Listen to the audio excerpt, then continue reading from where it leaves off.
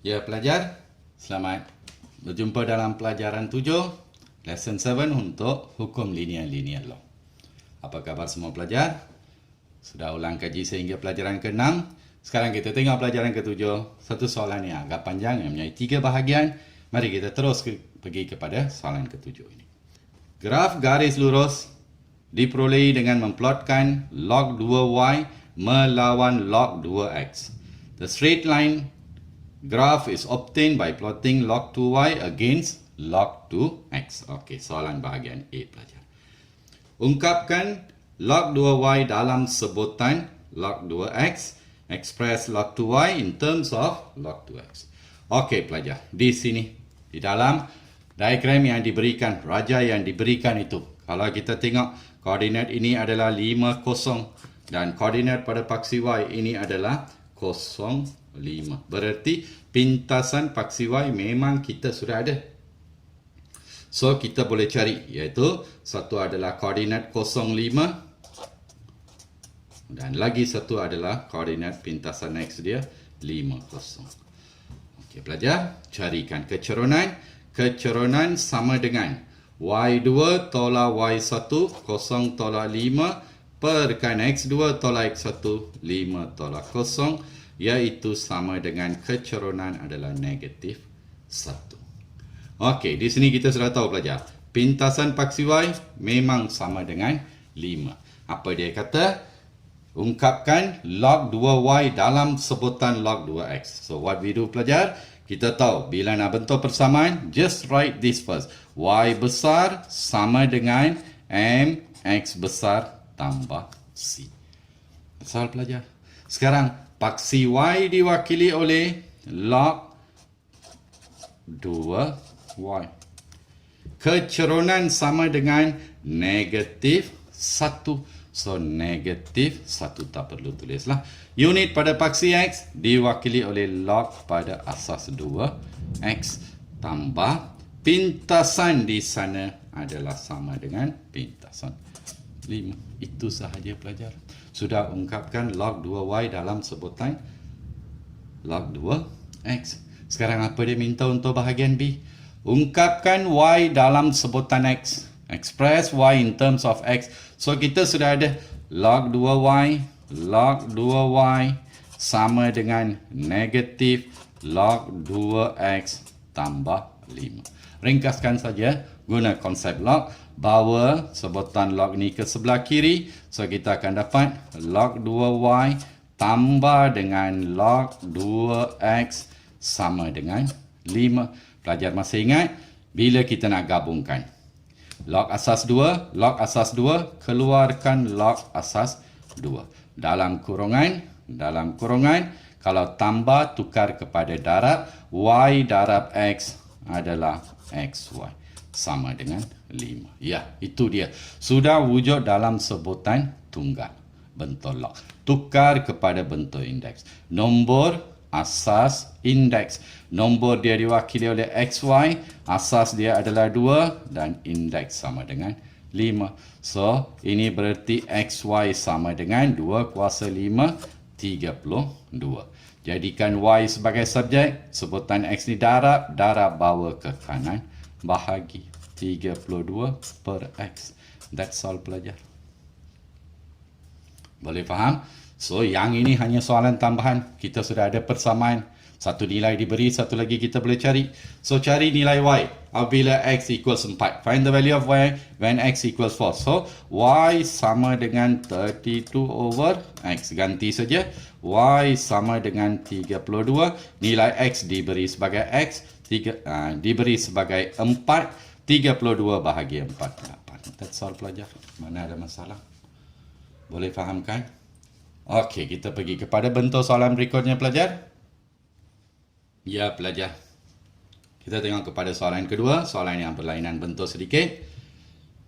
Pemboleh ubah x dan y dihubungkan oleh persamaan y square sama dengan 3x darab x tambah 5. Graf garis lurus diperolehi dengan memplotkan y square y kuasa 2 per x melawan x. Seperti diraja the variables, x and y are related to equation y square equals 3x times x plus 5. A straight line graph is obtained by plotting y square over x against x as shown in the diagram. Okey pelajar, di sini kalau pelajar perhatikan. Dia kata cari nilai P dan Q. Selama ini kita ada koordinat. Koordinat lengkap kita boleh cari, selesaikan. Kita sediakan dulu nilai M dan C. Tapi di sini tak boleh pelajar. Bila kita tak boleh cari nilai M dan C, kita terus kepada function yang diberi, fungsi yang diberi, dan kita tukarkan dahulu. Ikut paksi, ingat jadikan ni sebagai rujukan. Yes pelajar, sekarang. Okey, kita tahu fungsi yang diberi di sana, fungsi tali ini dia y square sama dengan 3x didarab dengan x tambah 5. Ya pelajar, kita expand dulu. Y square sama dengan 3x square tambah 15x. Sekarang baru perhatikan unit pada paksi y di sini. Kita mau y square per x. So, apa kita buat? Ini dia, sudah ada y square. Nah, dibahagikan dengan x, artinya bahagikan keseluruhan persamaan dengan x. Bahagi pelajar. Bahagi x, bahagi x, bahagi x. So, kita dapat y square per x sama dengan 3x square bahagi x, kita dapat sama dengan 3x tambah 15x bahagi x, kita dapat 15. Itu dia pelajar. Sudah ada di sana. Iaitu, ini adalah apa dia? Y besar sama dengan M. Ini X besar tambah C. Paksi Y diwakili oleh Y kuasa 2 per X. Paksi X diwakili oleh X. Di mana keceronan di sini pelajar? Ini yang perlu kita perhatikan. Keceronan di sini adalah sama dengan 3. Dan pintasan di sana. Pintasan paksi Y adalah sama dengan 15. Yes, pelajar. So, apa yang kita buat di sini? Okey, kita sudah ada pintasan sama dengan 15. So, ini dia pintasan paksi Y-nya pelajar. Iaitu pintasan paksi Y di sini. Nilainya adalah 15. So, 0, 15. Mana ada masalah pelajar sekarang untuk mencari nilai P dan Q? Kita guna konsep keceronan sudah cukup. Kita sudah ada pintasan. So, keceronan sama dengan 3. Kita cari nilai P dulu. Okey. Y2 tolak Y1. 0 tolak 15. 0 tolak 15. Perkan X2 tolak X1. P tolak 0. Mesti sama dengan 3.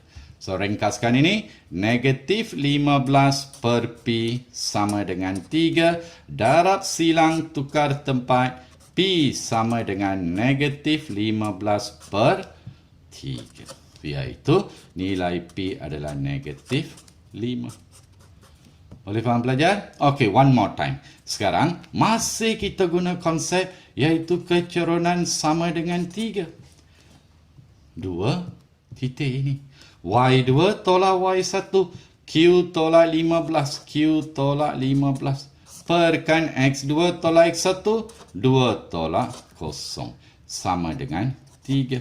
So, Q tolak 15 per 2 sama dengan 3. Cross multiply.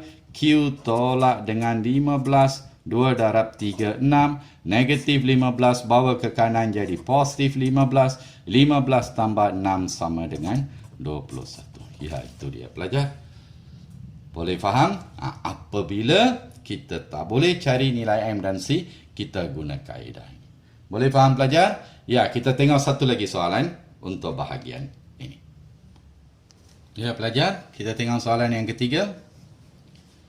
Raja menunjukkan sebahagian daripada graf garis lurus yang dilukis mewakili persamaan Y sama dengan 6 per X tolak 1 per 2. Cari nilai A dan B. Diagram shows part of a straight line graph drawn to represent the equation Y equals 6 over X minus 1 over 2. Find the value of A and B. Ya, pelajar, ini dia. Baru tadi kita ada bincangkan soalan kedua di mana kita tak boleh, tidak ada koordinat untuk kita cari keceronan ataupun pintasan. Terus kita ubah sesuai fungsi yang diberi pelajar. So, diberikan kepada kita Y adalah sama dengan 6 per X. 6 per X ditolak dengan 1 per 2. Itu dia pelajar. So, sentiasa jadikan ini sebagai rujukan.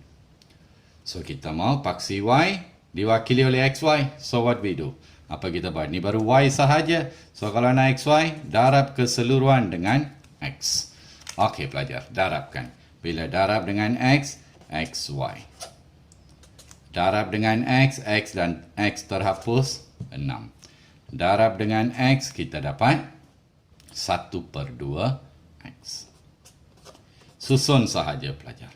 XY sama dengan, sebutan X letak di depan, negatif 1/2 X tambah dengan 6. Dari sini pelajar, kalau kita perhatikan, terus kita boleh dapat nilai A. Yang ini adalah Y besar sama dengan M, X besar tambah dengan C. Itu dia pelajar. So, terus kita tahu, pintasan di sini adalah 6, pintasan di sini adalah A. So, nilai A adalah sama dengan 6. So, kalau kita sudah ada 6 di sini pelajar, mana ada masalah? Sekarang kita guna kecerunan. Nilai kecerunan di sana diberi sebagai negatif 1/2. Okey, Y2 baru kita cari nilai A ni adalah 6. Y2 tolak Y1. 6 tolakkan dengan B. Perkan dengan X2 tolak X1. 0 minus 8 sama dengan negatif 1/2. Okey, selesaikan pelajar. 6 tolak B sama dengan, okey, di sini over negatif 8 sama dengan negatif 1/2. Darab silang. 6 tolakkan dengan B. Negatif positif. 8 darab 1/2. 4. Sama dengan 4. So, bawa ke kanan. Nombor pindah ke kiri. B adalah sama dengan 6 tolak 4. Ada masalah pelajar? Saya rasa tidak. Semakin lama semakin mantapkan pelajar. Ya, kita berhenti di sini untuk pelajaran ke-7. Dan jumpa lagi dalam pelajaran ke-8 untuk bentuk-bentuk soalan yang lebih rumit dan juga seterusnya membincangkan soalan kertas 2. Terima kasih pelajar. Jumpa dalam pelajaran ke-8.